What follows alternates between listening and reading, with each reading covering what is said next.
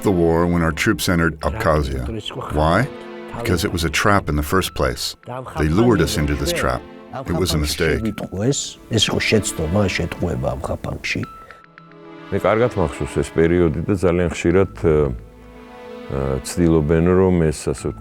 I have vivid memories of that time.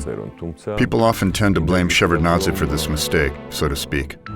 I must tell you that even though we were all more or less implicated in this grave mistake, probably including Eduard Shevardnadze, it was in reality a setup devised by Russia in advance. It also had concrete implementing agents, notably Tengiz Kitovani.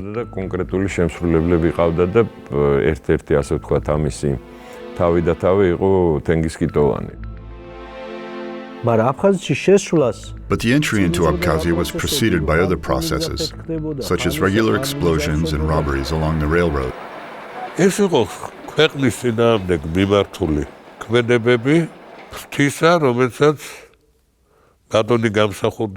These acts against the state were carried out by a wing composed of Mr. Gamsakhurdia's supporters. They believed that by eroding Georgia's economy, they could remove Shevardnadze's government. From Ingiri to Adiubzha near Ochamchira, they blew up or robbed trains.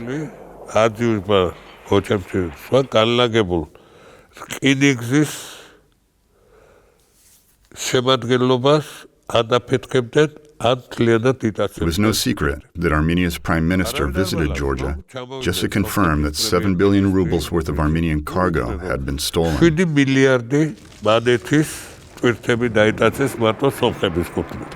That's why a decision was made on jointly protecting the railroad network, this issue being run by Ardzimba, by the way.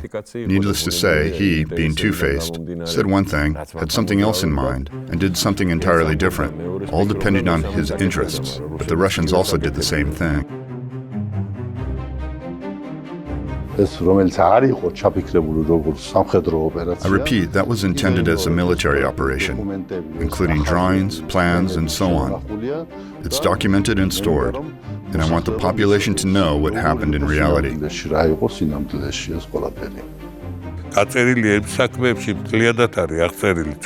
all registered, the cases we filed with the court, including plans, drawings, blueprints, and it's all been disclosed alongside the transcripts of his speeches, describing it all and giving fair warning to everyone. They will be prohibited from entering cities and villages.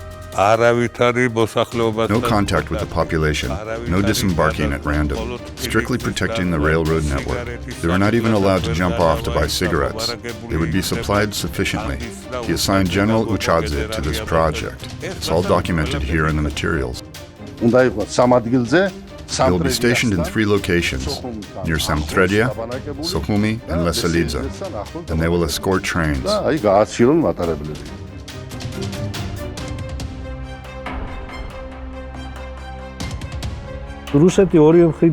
Russia was fueling tensions in both directions, inciting the Georgian side to enter Abkhazia and encouraging Ardzimba to start a war at any cost. Kitovani was assigned to arrive in Sokhumi and introduce Ardzimba to this plan. I spoke with Ardzimba in advance, and we agreed that this operation was a must. But Kitovani dodged the column. As Kitovani was strolling down Sokhumi streets,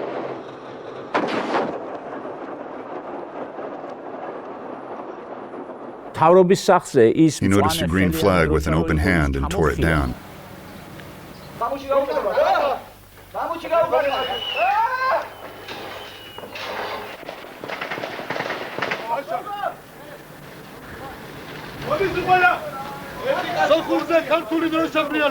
The Georgian flag is flying over Sokhumi. Let's go.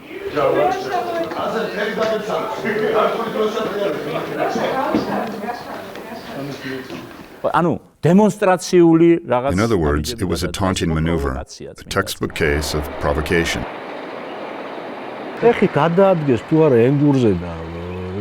As soon as they stepped on the other side of the Inguri and entered the territory of Abkhazia, Russians had separatists open fire.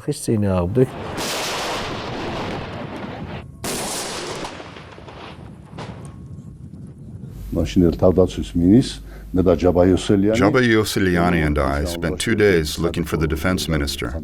We couldn't figure out where he was. We're told he's in West Georgia, then he's in East Georgia. In the meantime, he walks into the Gali district police station and a shootout starts. This is how the war broke out.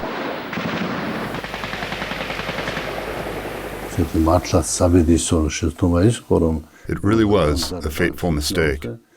I should have boarded a plane and flown to continue my conversation with Ardzinba. Then it may have worked out. Maybe not, because they were making ready, preparing for war. Sometimes I would get this feeling that he had different plans in mind for Abkhazia, a different reality, but received total inconsistent feedback. He could not imagine that his former comrades in arms, including from Moscow's Democratic Front, would betray him. 2 ceasefire agreements were signed, and both times Russians breached it, at first by capturing Gagra and in Sokhumi.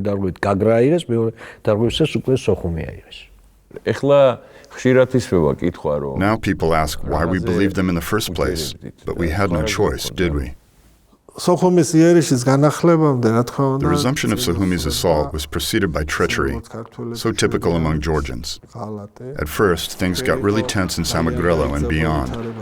After Zugdidi, they took over Senaki, Abkhazia, all of Samegrelo, then moved in on Poti, marched to Vani, and approached Samtredia.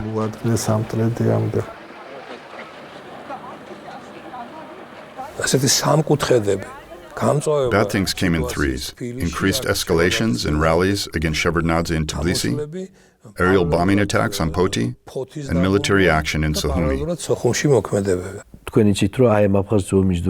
You know that during the war in Abkhazia, Gamsakordia's armed supporters opened up a second front in the rear, our rear. It was truly tragic to see Georgians stoop so low, no matter how hard one may hate the government. Now imagine someone opening up a second front in Gori, in the rear, to get to Saakashvili. It's treason no matter how badly you may hate him. With the peace agreement signed on Abkhazia, the country was supposed to breathe freely again. In practice, however, we were forced to dispatch half of our armed forces to western Georgia, somehow to ward off these attacks.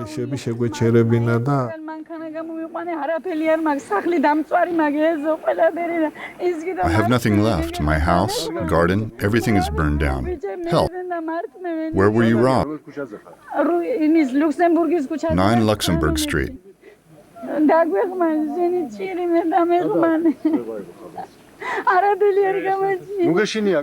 Don't be afraid. What do you mean, rob?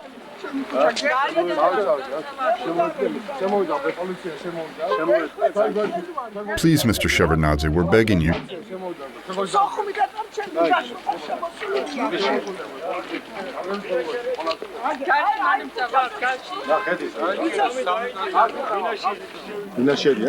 Are they in your apartment?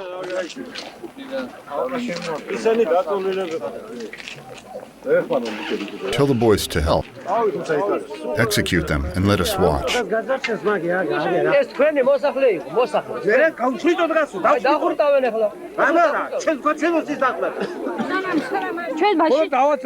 Hold on, we'll take care of it in due time. We have no money, and they charge a fortune for food.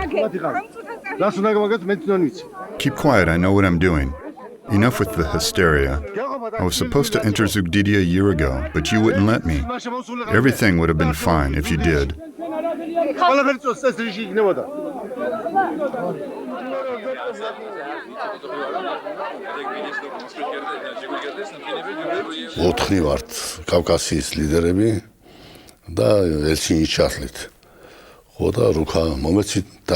There are 4 of us Caucasus leaders, including Yeltsin. And there's a map. He asks me to hand it to him. He unfolds it, and there's a red line passing near the Tsipi tunnel. Let's split Georgia in half. You keep one half, and let Zviad have the other, he said.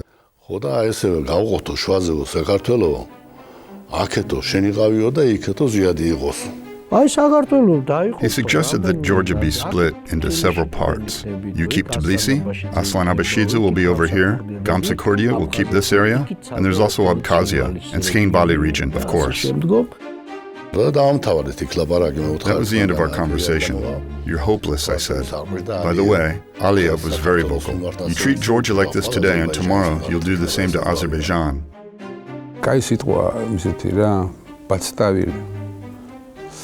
Eduard Shevardnadze. There's a good expression for it, to set up. They set Shevardnadze up. They promised him everything, but ultimately deceived him. He has his habit. Whenever he was angry or needed to compose himself, he clenched his fists like this. That signaled an internal conflict within his mind. Yesterday,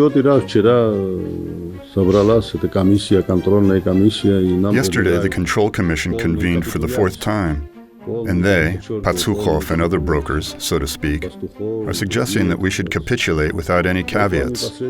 Full capitulation, I emphasize. This is what happens in serious, big politics. They want to bring our small country to its knees, which doesn't seem to be a problem for Russia. But it won't work. Our people will never agree to capitulate.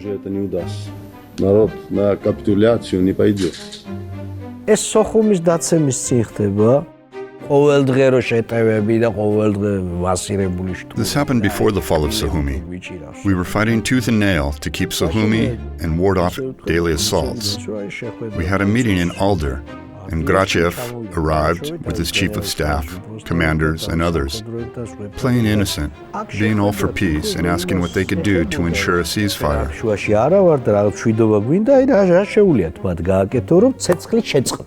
And out of the blue, they offer us to bring in 2 divisions, eventually dispatching one to Sokhumi and the other to Kirovabad, Azerbaijan. We were in shock. Shevardnadze looked at me, and then at Karkarashvili. This is an occupation plan, he told him straightforwardly. I agreed. It was an outright occupation plan, and we were expected to sign it. Then Grachev said, whatever happens next, it's all on you. He got up and walked away to take a shower or something. I tried unsuccessfully to get in touch with him later. This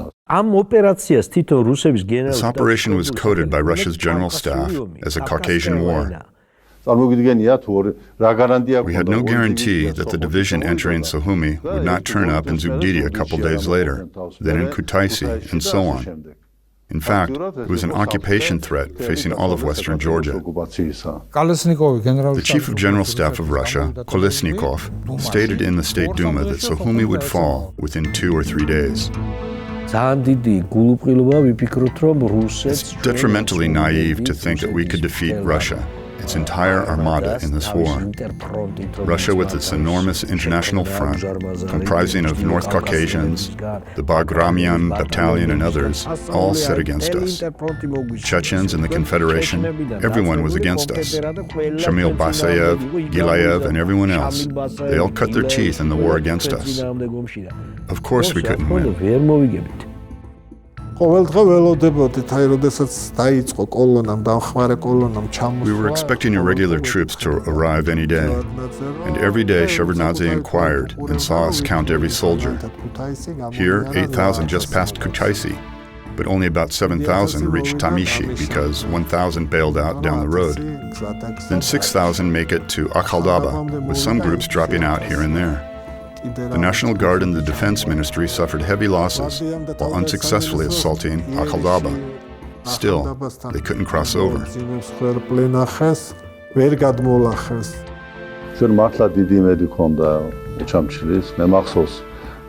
We were really counting on help from Ochamchira. I remember sending out scouts to this bank of the Kadori River to see if they were coming. Kotegabashvili was one of my personal scouts. He went there at least 15 times, but each time his message was in the negative. They had yet to set out.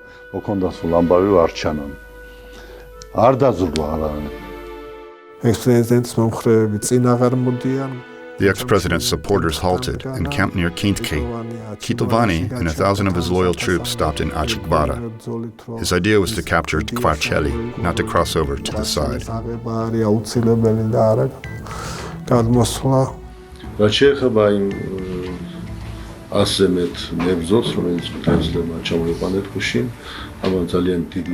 Those 100 fighters you brought yesterday from Kutaisi have played a crucial role by going into action right away.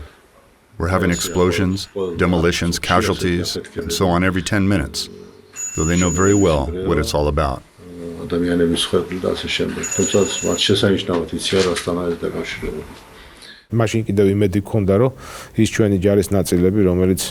We were still hoping that our detachments, stuck at the gate of the city and unable to cross the bridge over the river, would somehow make it to provide some assistance. Unfortunately, that never happened.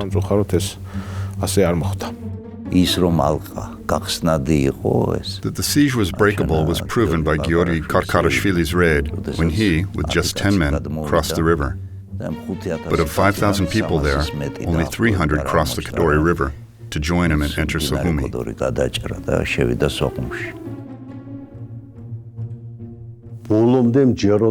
I kept hoping until the very end that we would keep Sokhumi, until the very end.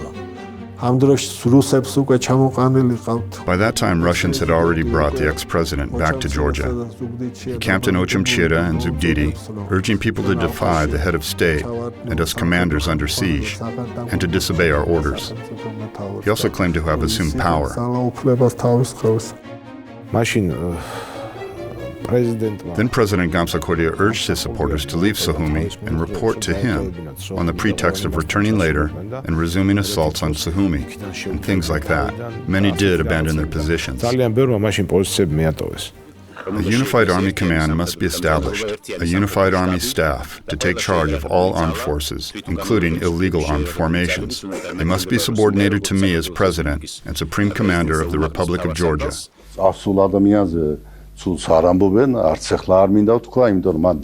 Never speak ill of the dead, they say, and I will not, because he, undoubtedly, served a far-reaching mission by participating in the national liberation movement.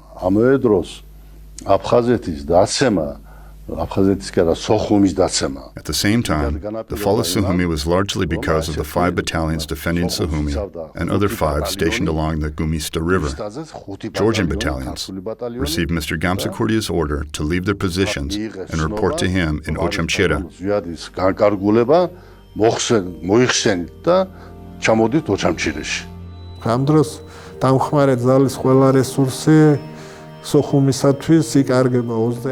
All resources were exhausted to defend Sokhumi. On the 21st, a plane with about 100 irregular troops was shot down, and so was another one with 80 soldiers over Sokhumi.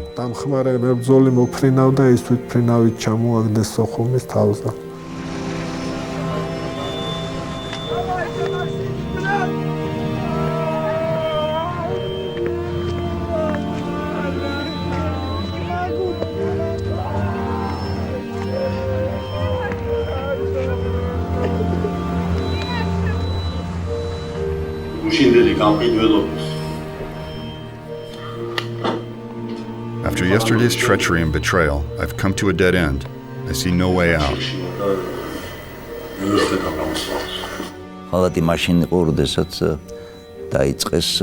It was treason when soldiers abandoned their positions, saying that they were following orders. Through treachery, they seized the funicular. Many young men were killed and wounded, but it was impossible to capture that elevation. We were vastly outnumbered.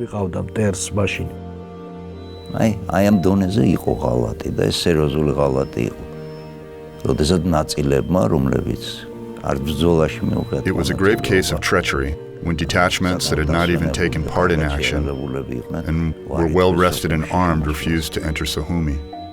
I remember our conversations and their participants. I told one of the commanders, "We're crossing the Kadori in half an hour," and he replied, "I take orders from someone else."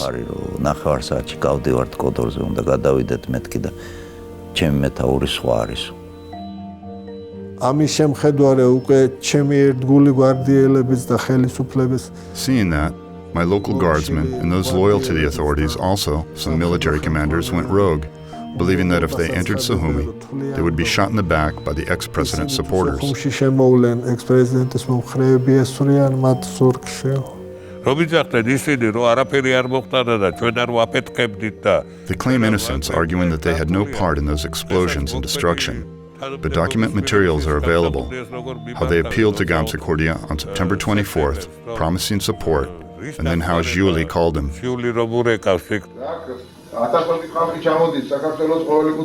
Thousands are coming from all over Georgia, but this will not work without Samogurella's participation. They're at the city's doorstep. Let them enter, and we'll deal with the rest later.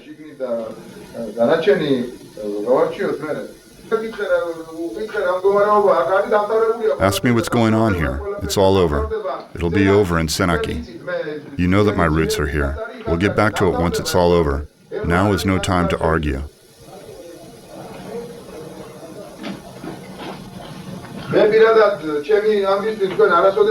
I've never asked you for a personal favor. Not before, not now. But if you ever need anything, if I can be of any help, I'll always be by your side. I believe it's time we all stand by Georgia. I'm telling you man to man. Now it's your call. And don't give me ultimatums here. It's not a good time for that. This is below the belt. Real men don't do that. Duty calls, and if you're planning to come, this is the best time to do it. Just do what you have to do, and we'll talk it over later. That's all I wanted to say. Your move. That evening, Gamsakhurdia held a staff meeting at his army command center in Zugdidi. He was hard-pressed to ceded Abkhazia temporarily, to let all these refugees head to Tbilisi and overthrew the junta. This is the biggest misfortune plaguing Georgia, and we will not accept this treacherous capitulation agreement. All of Georgia will arise to trample down the junta and reclaim Abkhazia.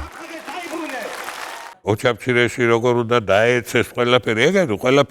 Ochumchira would fall, and everything.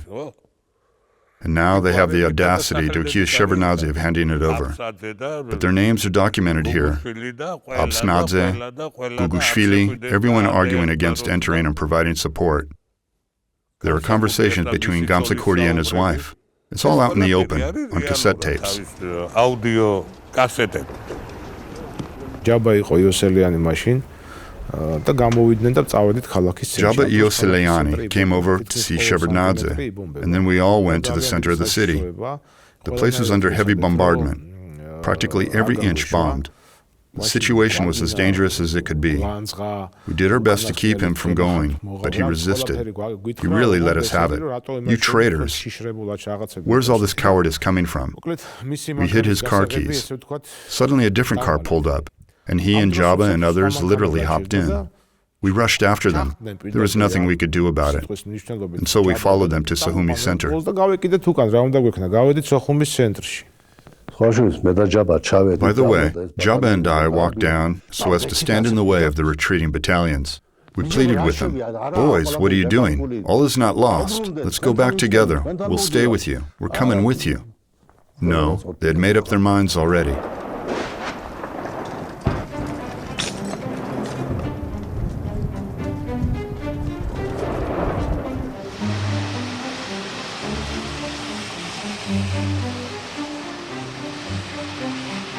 It was literally raining bombs and bullets.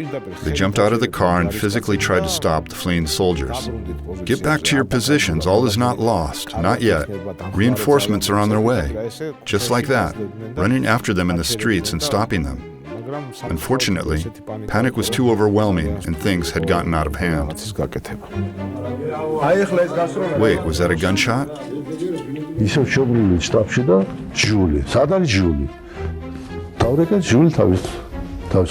We went back to the command center. Where's Giuli? Giuli was in his office. Now there's nothing I can do. We have just 3 tanks outside and like 10 or 15 men. Gia said, "I'm taking these tanks to break the siege and extract Giuli." The building was already under siege. He tried, but it didn't work. He couldn't break through.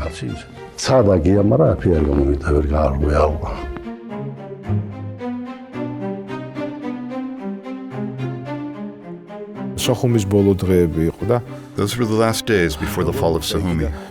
He really did not want to leave, but somehow we extracted him. He told us point blank, "Until you bring out Shartava, I'm not going anywhere."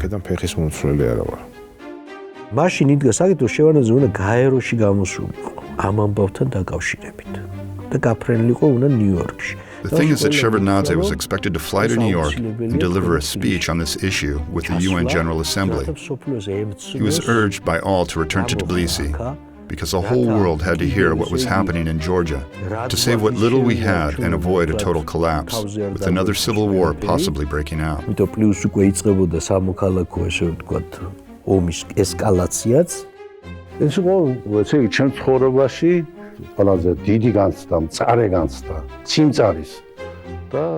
loss of Sokhumi was the most painful, regrettable, and tragic experience in my life.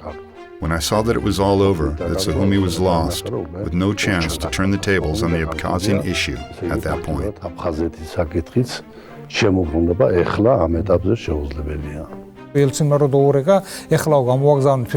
Yeltsin called him. I can send an airplane over to evacuate you. No need, Shevardnadze replied. I know it unnerves you to see me here, but why kill people? For what? I must be standing in your way. I don't know what Yeltsin said, but Shevardnadze replied, I'm not going anywhere, and I don't need your plane. Yeltsin promised to cease fire for 2 hours and send an airplane. I was present in his office during that conversation. Then Shevardnadze hung up and said, to hell with him. How he survived and made it out of Sokhumi, that remains a mystery to me. I still can't wrap my head around it because at that time, Sokhumi was as good as lost. There was this village near the airport, Abkhazia, from where they were shooting pretty much everything that moved.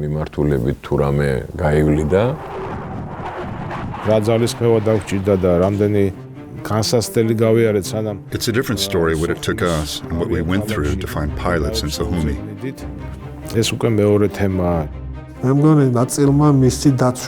I guess even his security guards were afraid to board that plane. They eventually crossed the Kadori Pass on foot.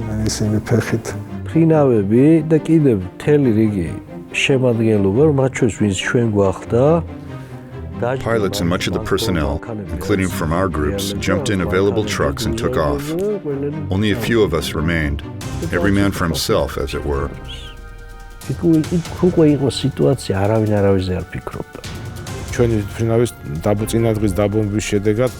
Our airplane happened to have been hit with a bomb the night before. We were forced to find a way to start outdated aircraft. It actually sounds like a movie based on a true story. The way we flew off aboard that outdated plane was totally unexpected. The wind was penetrating through every opening and hole, the ceiling was leaking, and there was a pool of water on the floor, probably accumulating as a result of raining and snowing for who knows how long. Quite the plane we had.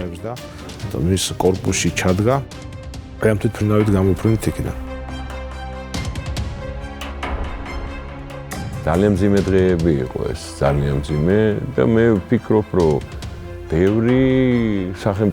were difficult days, very difficult.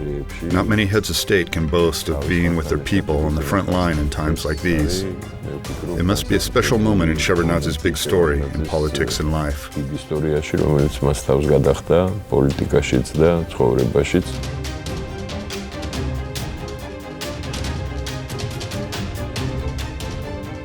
Maze bolo დღეს აი როდესაც სოხუმი დაეცა მიდიოდა ნადირობა წინა დღეებშიც და არსებობს უამრავი. He was hunted before and during the fall of Sokhumi. There are numerous taped conversations and radio communications implicating Abkhazians, Russians, various services. Where is he now, they would ask, with the word he, standing for Shevardnadze, replaced with a code name. He's over there. Don't let him slip away.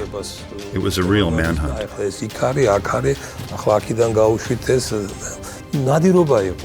პილოტმა განაცხადა თითქოს რადიოში რადიო გადაჭერა მოხდა რომ ესეთი იყო ბისტრა სიდო იყო. Pilot intercepted a radio communication.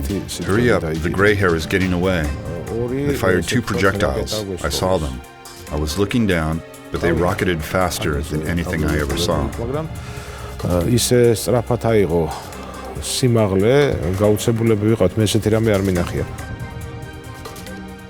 I remember the blank expression on Shevardnadze's face aboard the plane.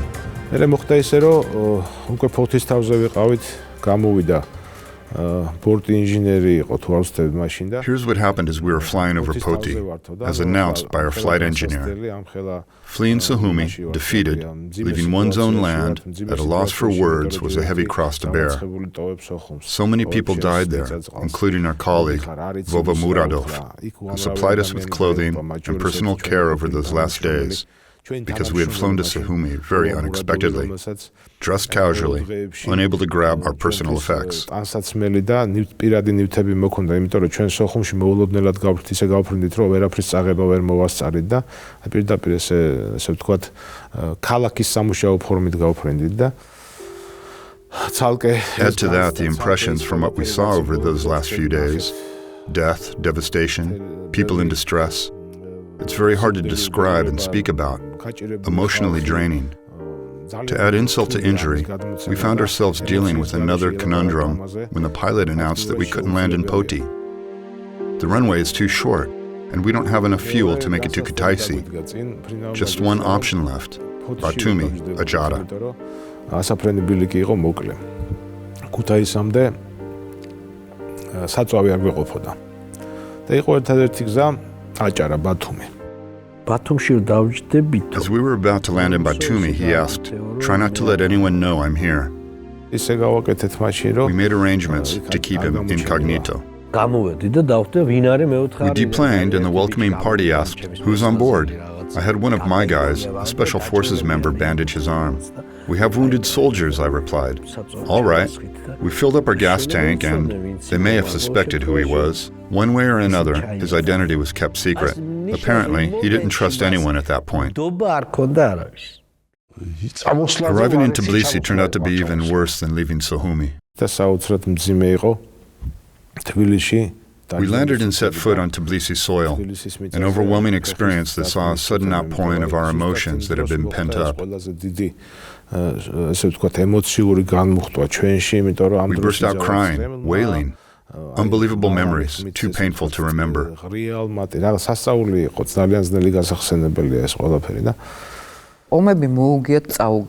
Wars are meant to be won or lost, but it's also about preserving dignity. Now, how do I report to the parliament?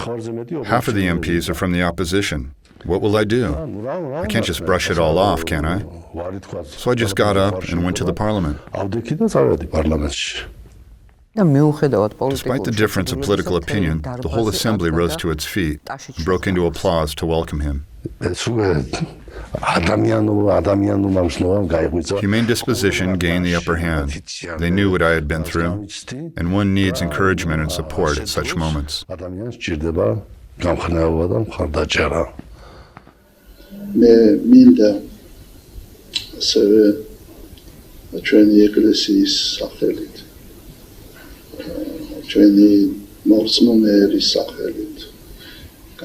On behalf of our church and believers, I would like to reaffirm our deepest gratitude and admiration for you, for the example of the spirit of unmatched heroism given to us.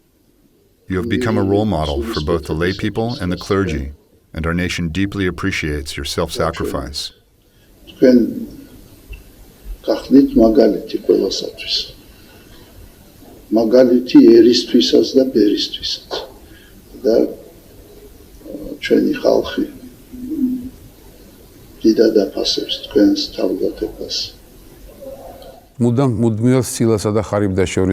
He was always between Skyla and Charybdis. That's what those finding fault with him usually say. And even though he was between Skyla and Charybdis, he, being a politician of his caliber, was the one to find a solution. And finding a solution was very difficult. Even the greatest politicians have their darkest hours with no silver lining in sight, when it's impossible to foresee everything. Read Churchill's or Roosevelt's memoirs, and you'll see that these things do happen. There was one reason why he avoided speaking out about it, citing document materials. It could exacerbate the civil confrontation. Let's wait, time will show. This was his vision.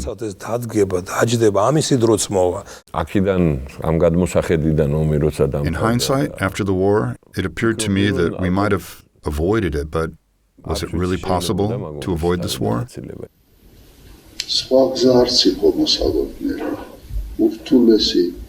This was the only way things were meant to unfold. Georgia's liberation from the dire circumstances under the empire's rule was the most difficult process. Of course, the empire would not roll out the red carpet and bid us farewell. რუსეთ-საქართველოს ომი შენიღბული ომი გრძელდება. იცი რა თქვა გრაჩოვმა? გრაჩოვ იყო თავდაცვის მინისტრი. The Russo-Georgian War, this undercover war, continues. Do you know what Grachev has said? Grachev was a minister, an army general. He said, "We cannot give up Abkhazia. If we do, we will lose the Black Sea." Did they lose Crimea, Sevastopol, also Ilyichovsk? Didn't they? And all they had left was a port of Novorossiysk, and even that was not good enough to operate year-round. And now they needed Abkhazia, a strategic necessity. But what about Georgians? Why did they carry out their cleansing? Why did they drive them away? And there were other ethnicities living in Abkhazia besides Georgians. They threw out 300,000 people. Many were slaughtered, beheaded, their severed heads kicked around for sport. All this was sanctioned by Russians to make sure the Georgians would never return. As long as Georgians remained, Russia could not use Abkhazia to access the Black Sea. This was their main concern. სანამ ქართველები იყვნენ იქ, მანამდე რუსეთი ვერ გამოიყენებდა შავ ზღვაზე გასასვლელად აფხაზეთს. ეს იყო უმთავრესი ინტერესი. Have you heard people say that Shevardnadze sold Abkhazia? But for how much and to whom? What does it mean, sold, anyway? თვითონვე კარგად იციან, რომ ხა ეს ისეთი სისულელია ამაზე, რა უნდა ისთვის გაყინდა რა. They know themselves that it's nonsense. Why would he sell it? What would be his gain? The government in Abkhazia was hanging in the balance after this tragedy, and so was all of Georgia.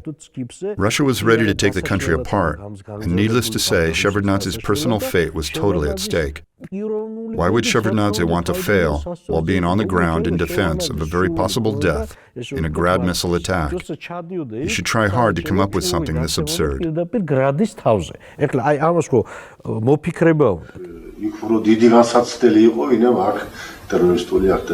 It was more challenging there than during the terrorist attacks here. There, you're shelled with Grad rockets on a daily basis. But Providence, seeing that you're in the right, must be sending heavenly forces to your aid.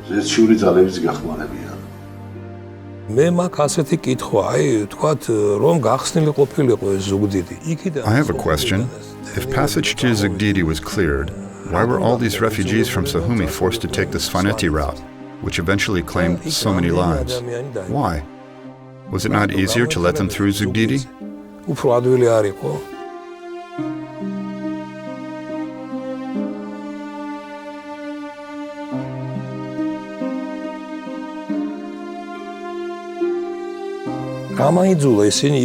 What forced them to go through this hell, this path to Golgotha?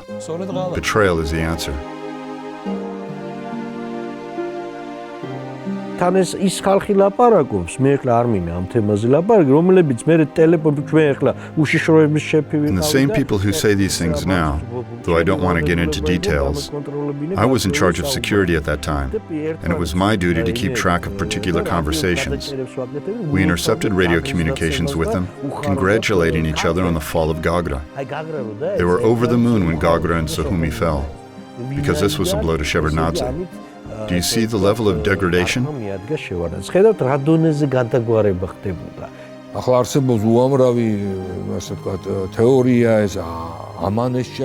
There are many theories out there, like this one did this, and someone else did that, and it's so easy to justify yourself in retrospect, to twist some minor detail and distort the broader picture.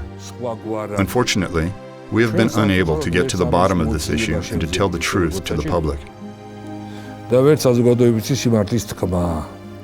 For some reason, historians tie this issue to a criminal case with volumes on file, and with Aladishvili as presiding judge. It's all written and analyzed in those files, and a verdict has been delivered too. არ შეიძლება ქვეყანაში მოხდეს რაიმე ტრაგიკული მოვლენა და იგი დეტალურად არ გაანალიზდეს, არ მოიძებნოს ის. Every time a tragic event takes place in the country, it must be scrutinized and errors must be pinpointed to ensure against repeating them in the future, for one. To date, this remains one of the weakest points of our statehood. The truth is still somewhere out there, but the public has a very vague idea of it. და საზოგადოებას მასზე ძალიან ზედაპირული წარმოდგენა აქვს. My Julie.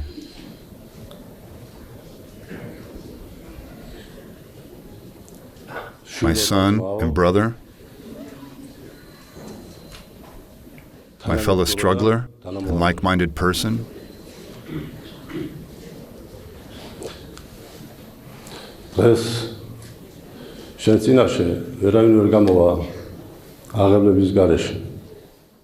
No one can speak about you today and hold back his emotions. We are all at a loss for words. I extend my deepest sympathy to Abkhazia, our Abkhazia, our Georgian Abkhazia, to save which you have paid the ultimate price. Your courageous, beautiful face shows bullet wounds. Georgia will not fall apart. Georgia will not fade away and sink into oblivion as long as it has sons like you. I'm not saying goodbye. You will always remain alive for Georgia.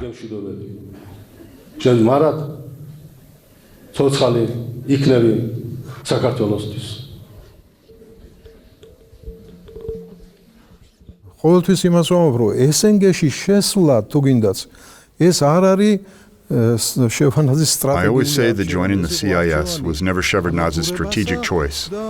It was a choice between annihilation and life-saving resuscitation that underpinned his decision. Because without joining the CIS, Georgia would have surely split in two, at least in two, and then there would have been a further escalation of this conflict throughout Georgia.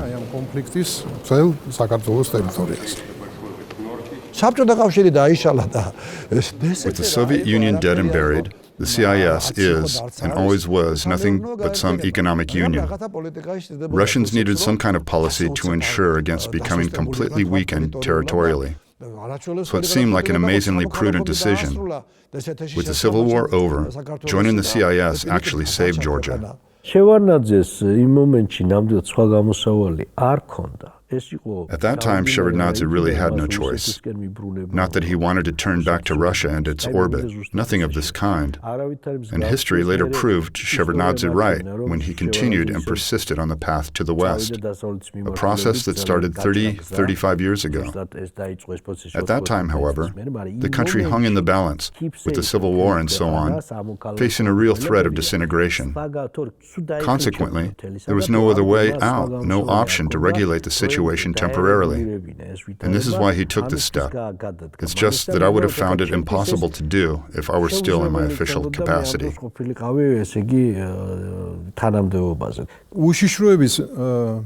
Security Minister Irakli Batiashvili resigned. I was in Moscow at that time. I had a run-in with Yeltsin. He just drew a line splitting Georgia's map in two and said, "You keep this half and let him have the other." Then I returned to learn that Poti had been captured. მე ვარ სანტრედიაში. სანტრედიაში, ესე ვთქვათ, I was in Samtredia. We had a meeting there. In parallel, gang-like formations were devising an assault. Eduard Shevardnadze served as Kitovani's representative in the defense ministry. I was deputy security minister. Shevardnadze arrived to chair the meeting.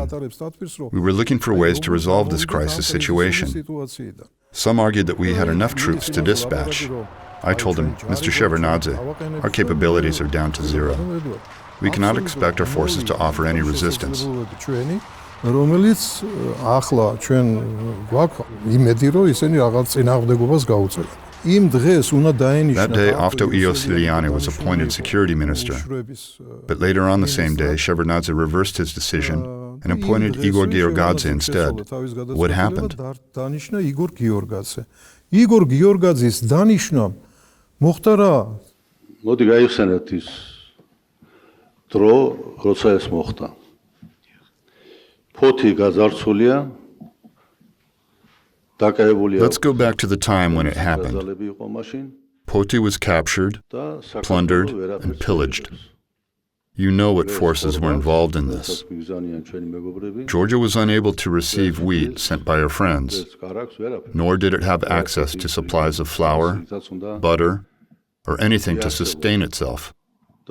All we had could see us through for just a few days. Without reopening access to Poti, the rest of Georgia would starve to death.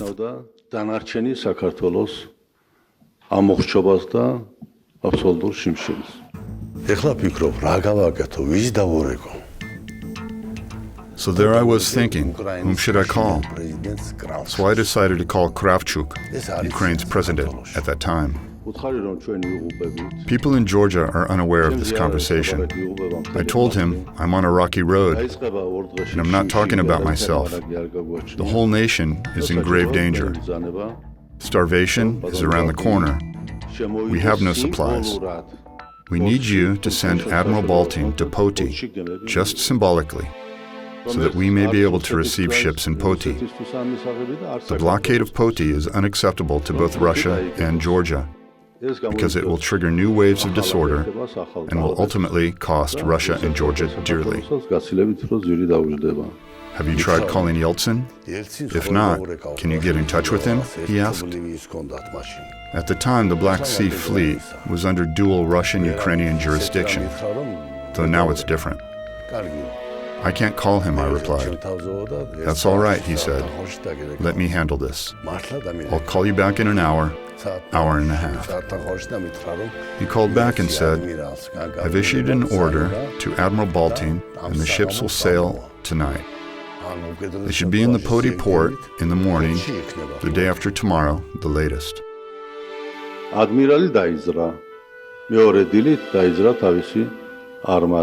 next morning, Admiral Baltin and his armada sailed out. By saying armada, I don't mean hundreds of ships and cruisers. Under the circumstances, it was of vital importance, though. Besides sending ships, they assumed control over half of the city to ensure order in Poti and safety for the inbound vessels. And I must admit that not a single soldier from Admiral Baltin's forces took part in any of the military operations. It was a historic event in the life of Georgia. The map drawn by Grachev and presented to me by Yeltsin, the one splitting Georgia in two, divided between the president and the ex-president, was no longer of any use now. Ukraine saved Georgia, a country on the brink of disintegration. Poti was saved, and so was Georgia.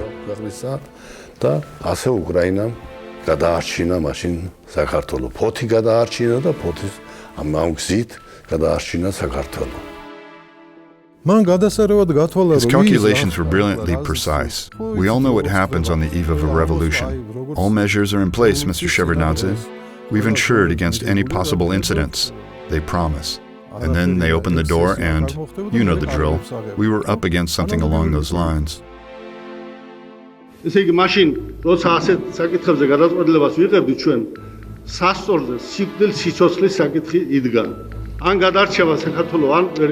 those decisions was a matter of life and death, a matter of Georgia's survival.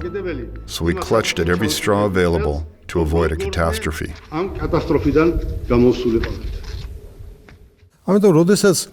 When discussing concrete processes or events, we must bear in mind the circumstances surrounding them. I never considered Igor Georgadz's appointment as a second chance given to him. No, it was a compromise, a choice between losing Western Georgia to illegal armed formations and chaos on one hand, and taking a breather in that situation on the other. That's all. Otherwise, looking at the cabinet ministers, we had Vardiko Nadabaidze for defense minister, Igor Georgadze for security minister? Only Grachev missing. Icing on the cake.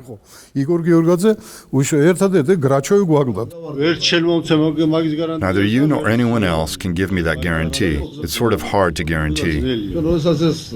We can give you this guarantee, Mr. Shevardnadze. When we unite the refugees from Abkhazia, we will guarantee deliverance from Russia, and then Abkhazia will return to Georgia. It won't happen that easily.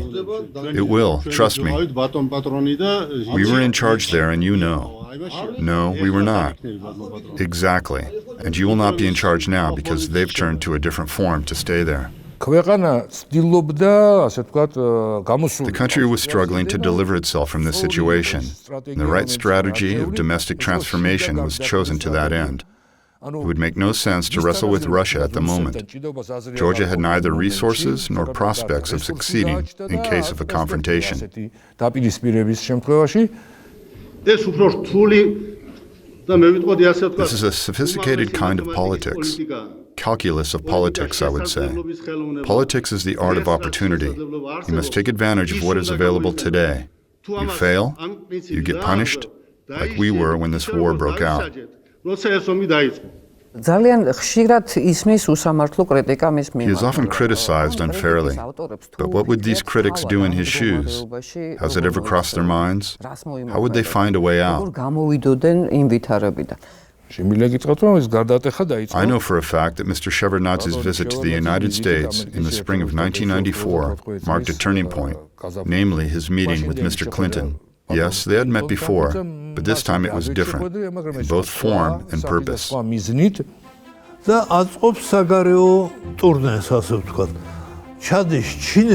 Next, he goes on an international tour, visiting China, Iran, and Germany.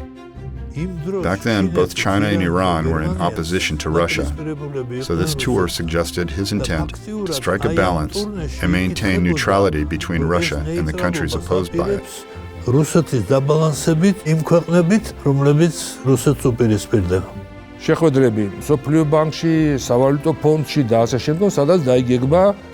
meetings with the World Bank, the IMF, and others, resulting in plans to assist Georgia in implementing deep, far-reaching reforms.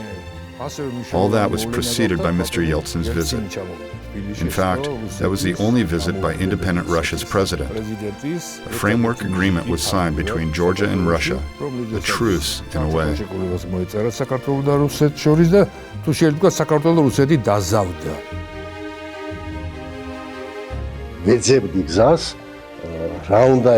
We were looking for a concise idea, formulated in simple terms that would lend a function to Georgia and help the country find its place in the modern world. In 1993, it was declared openly that Georgia must become a bridge between the East and the West. And it was Shevardnadze's idea to revive the Great Silk Road's route passing through Georgia. Because since the time of the Silk Road, Georgia always played a vital role in linking the East to the West, and vice versa.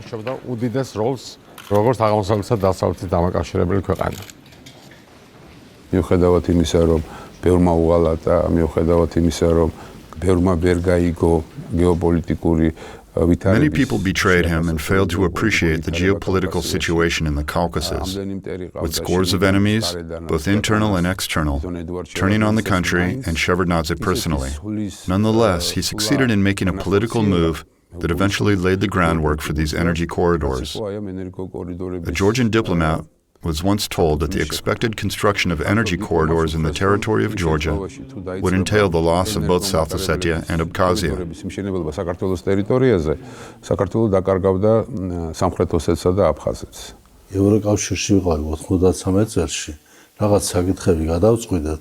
In 1993, I visited the European Union to discuss a set of issues. The EU's leader was also present, and I started talking about the Silk Road and its major projects. I must have baffled everyone because they gave me this puzzled look, probably thinking, this man comes here from a country plagued by a civil war, starvation. What's the Silk Road got to do with it all? But I must have been looking into the future further than the EU did. The European Union was all set, no shortage of oil, wheat, nothing. So necessity was what made us consider new projects. გვაფიქრებინა იმაზე, რომ შეიძლება იყოს ახალი პროექტები. ამან პრაქტიკულად რეგიონს და ჩვენს ქვეყანას This, in fact, defined a function for the region and our country. It was a move of paramount importance. If Abkhazia may be considered his failure as a state's leader, something that he really took to heart, the energy corridors were his greatest achievements, and that despite the enormous resistance he encountered. Shortly afterward, August 1995, a terrorist attack was carried out, linking directly to these developments. When a poor orator says, "In conclusion," that's the signal that the real speech, the real thing, is about to start.